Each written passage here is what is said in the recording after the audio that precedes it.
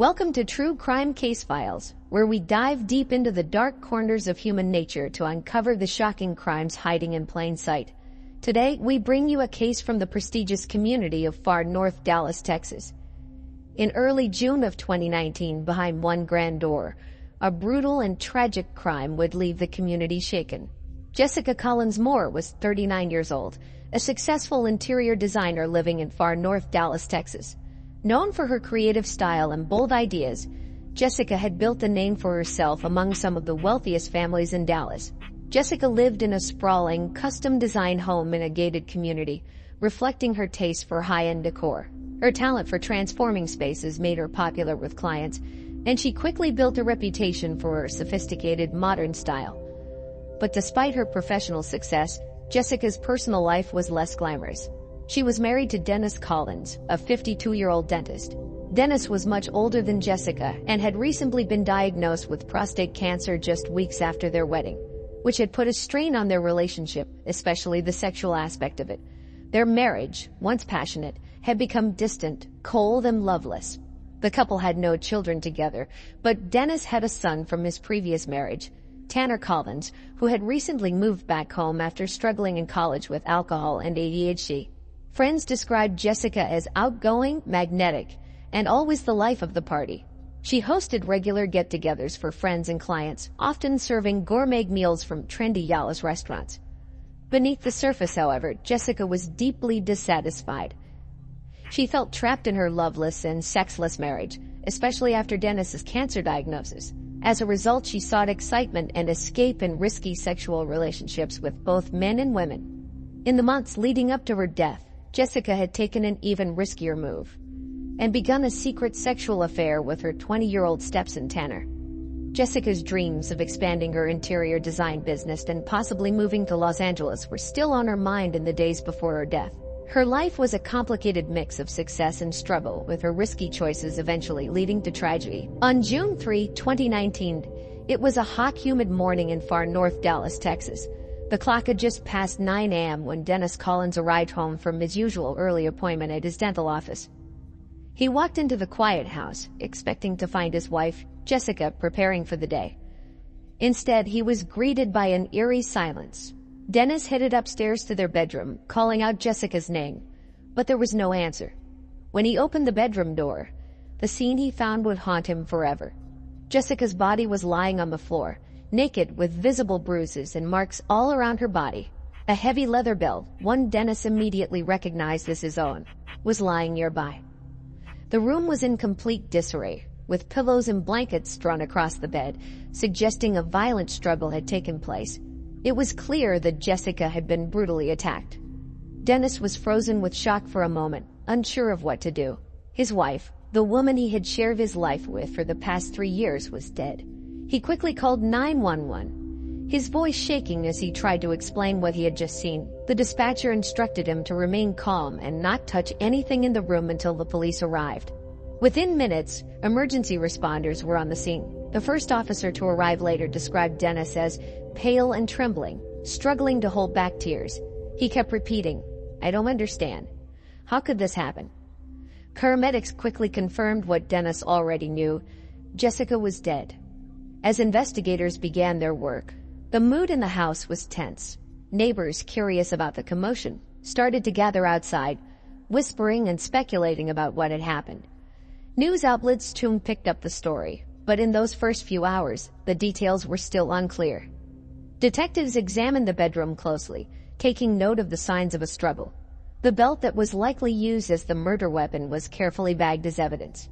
Jessica's injuries indicated that she had been whipped to death, and the chaotic state of the room suggested she had bravely fought back against her attacker. By midday, the police had cordoned off the house, and the once quiet, prestigious neighborhood had become the center of a murder investigation. Police arrived at the scene within minutes of Dennis Collins's frantic 911 call.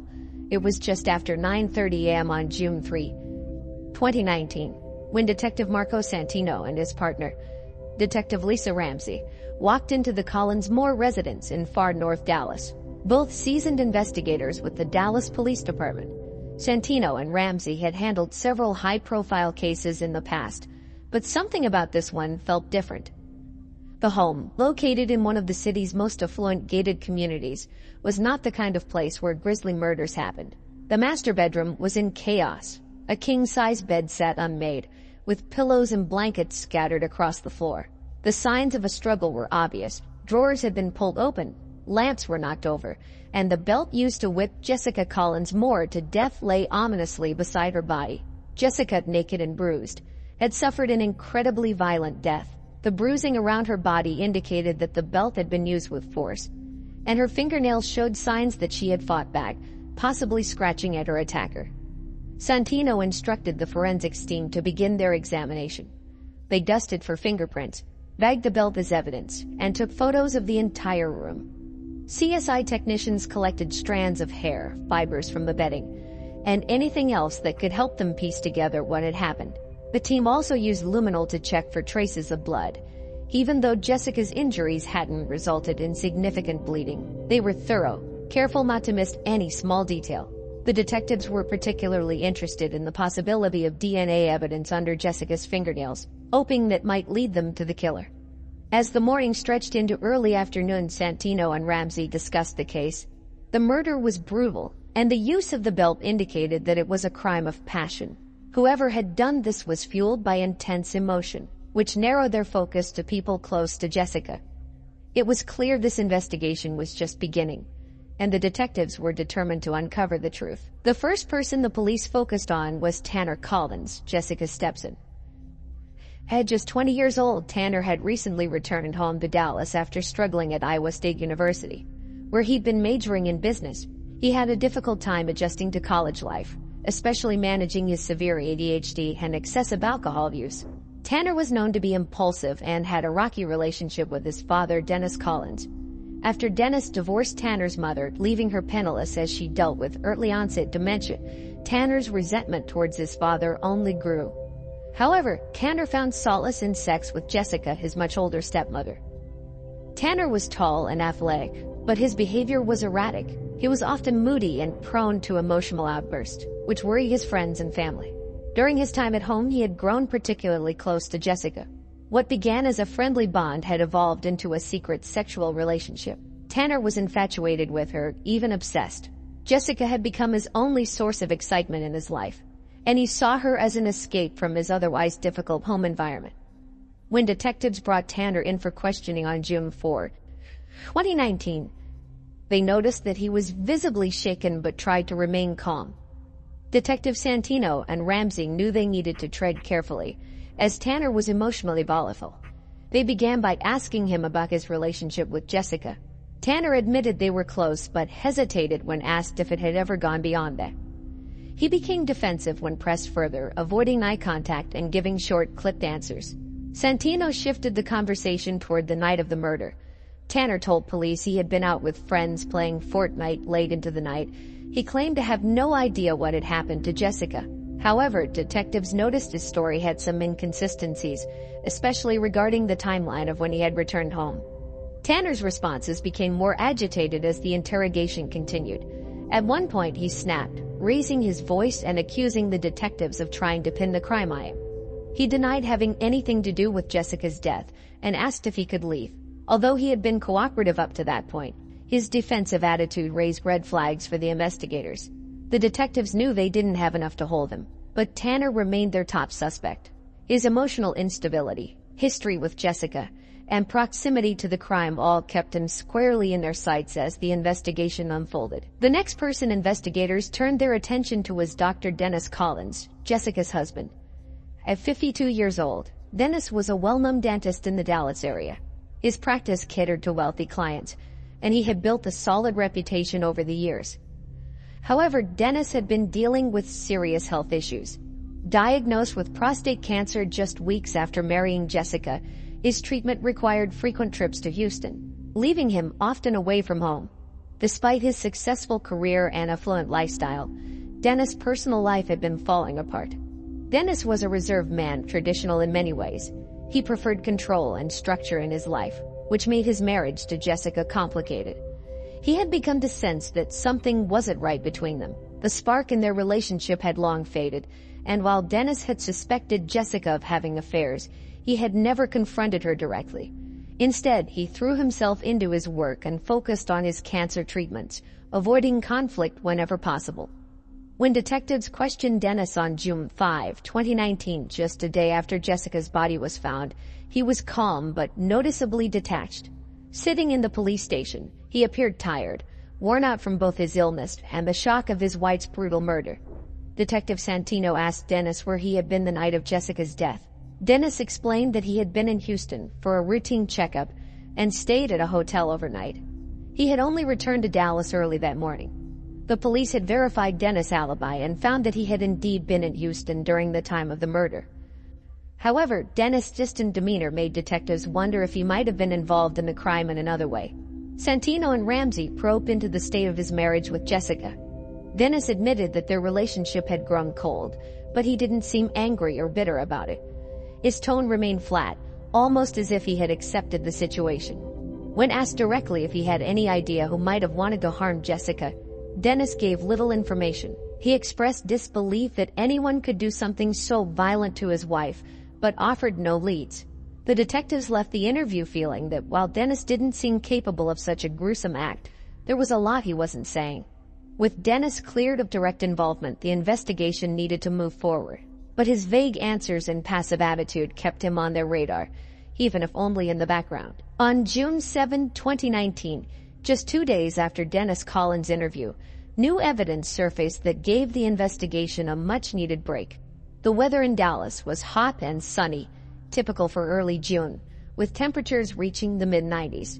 Detectives Santino and Ramsey were called to Jessica's design office after her assistant, Emily Robertson, reported something suspicious. While cleaning out Jessica's desk, Emily discovered a hidden folder containing several incriminating documents. The folder, tucked away in a locked drawer, contained bank statements showing large, unexplained transfers from Jessica's interior design business to an account registered under the name of a woman the police hadn't yet heard of, Tanisha Marie Wright. The transfers totaled over $50,000, spread over the past year. Along with the financial records, the folder also held a burner phone with several text messages between Jessica and Tanisha, some of which hinted at a much closer relationship than the police had previously expected. This discovery raised immediate red flags. Jessica had been secretly embezzling money from her own company, and the recipient of those funds was Tanisha, her neighbor who worked as a personal trainer. Even more concerning was the tone of the texts between the two women. The messages were flirtatious and sometimes outright sexual, suggesting a romantic or physical connection that Jessica had kept hidden.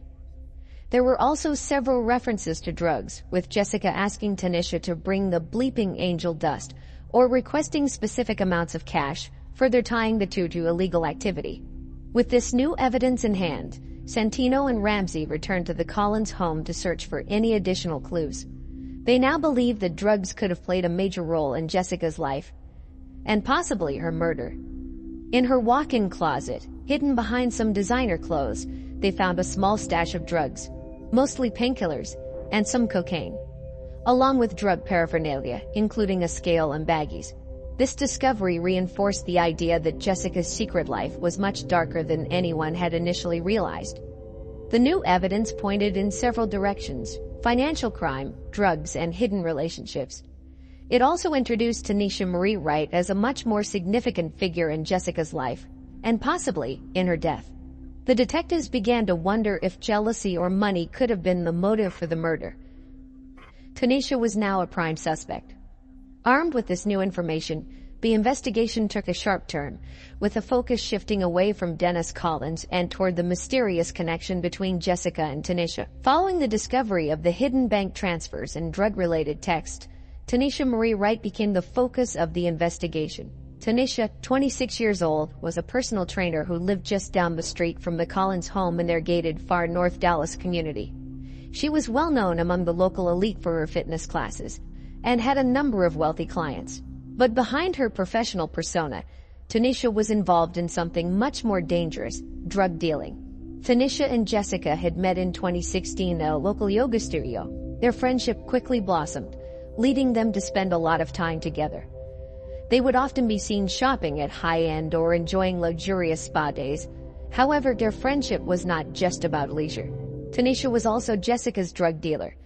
They would spend their afternoons together drinking, doing drugs, and playing video games, particularly Grand Theft Auto, which they enjoyed in Tanisha's upscale condo while Dennis Collins, Jessica's husband, was at work. This arrangement was known only to a few, hidden behind closed doors and carefully maintained secrets. The nature of their relationship became even more complicated with the discovery of Jessica's financial records. Large sums of money had been transferred from Jessica's interior design business to an account under Tanisha's name.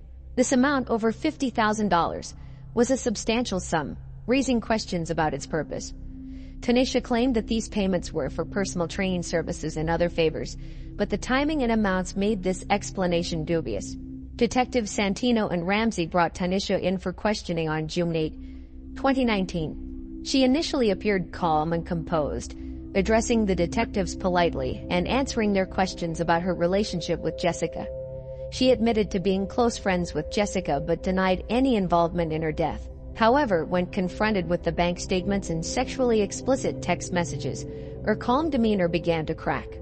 The texts between Jessica and Tanisha were sexual and included references to drugs, suggesting a more intimate relationship than Tanisha admitted. The police focused on Tanisha's jealousy as a possible motive. Tanisha had developed strong sexual feelings for Jessica, which were not fully reciprocated.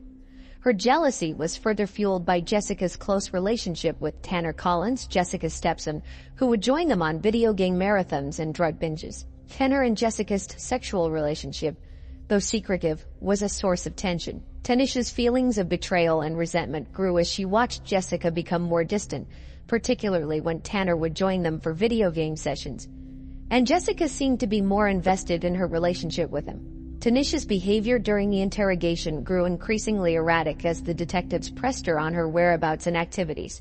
She became defensive and agitated, especially when discussing her interactions with Jessica. She maintained that she was at the Roundup Saloon, a popular Dallas nightclub, on the night of the murder, but her alibi was tenuous and uncorroborated. The detectives noted that Tanisha's growing frustration and erratic behavior made her a significant suspect. Her feelings for Jessica, combined with her resentment over Jessica's relationships and the financial transactions, pointed towards a potential motive. The investigation into Tanisha Wright's involvement was now a critical part of solving the case. Hey, true crime case solvers interested in more real-life murder mysteries, be sure to like and subscribe to our channel. And do you have any thoughts about this case or have a case of your own you'd like us to investigate? Leave us a comment. Stay safe, true crime case solvers. On June 10, 2019, after days of questioning suspects and piecing together evidence, the police finally honed in on their prime suspect, Tanner Collins. At 20 years old, Tanner had been living in his father's far north Dallas home after dropping out of Iowa State University due to academic struggles and severe ADHD. He had formed a close, secretive sexual relationship with his stepmother, Jessica Collins Moore. What had once seemed like a youthful affair had now spiraled into an intense obsession, fueled by Tanner's emotional instability. The police discovered that Tanner had grown increasingly jealous after finding out about Jessica's other lovers, including their female neighbor and drug dealer, Tanisha Wright, and possibly many others. He felt betrayed and abandoned by Jessica, who had begun distancing herself from him in the weeks before her death. This emotional turmoil, combined with his impulsive tendencies and reliance on drugs, made Tanner a volatile figure in Jessica's life. On the night of June 4, Tanner had confronted Jessica in her bedroom after they had sex. According to the police timeline, they had argued about her other relationships. Fueled by a toxic mix of jealousy, anger, and drugs, Tanner lashed out. In a fit of rage, he grabbed his father's heavy leather belt, which had been hanging in the closet. During the altercation, Tanner used the belt to whip Jessica, who was naked, multiple times. The brutal attack ended in her death as Tanner, unable to control his emotions, continued to beat her even after she was unresponsive. Tanner then fled the scene, leaving Jessica's lifeless body on the bedroom floor. He spent the next few hours attempting to cover his tracks, deleting incriminating text messages from his phone, and staging the crime scene to look like a robbery gone wrong. However, the inconsistencies in the evidence were too obvious, and the police quickly saw through the ruse. On the morning of June 11, 2019, police arrived at the Collins home to arrest Tanner. He didn't put up much resistance. In fact, when confronted by detectives, Tanner seemed resigned, almost as if he knew this moment was coming. He confessed to the murder during a lengthy interrogation, breaking down in tears as he described the chaotic confrontation with Jessica. His father, Dr. Dennis Collins, was reportedly devastated by the news, having never suspected his son was capable of such violence. The arrest sent shockwaves through the community. Tanner Collins had gone from a troubled college dropout to a cold-blooded killer in the eyes of the public.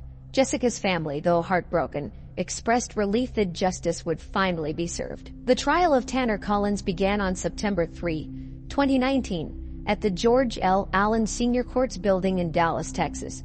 The courtroom was packed with journalists and local residents eager to see justice served. Tanner, 20 years old, faced charges of first-degree murder for the brutal killing of his stepmother, Jessica Collins Moore. The prosecution, led by District Attorney Sarah Burzoin DeAngelis, presented a strong case against Tanner.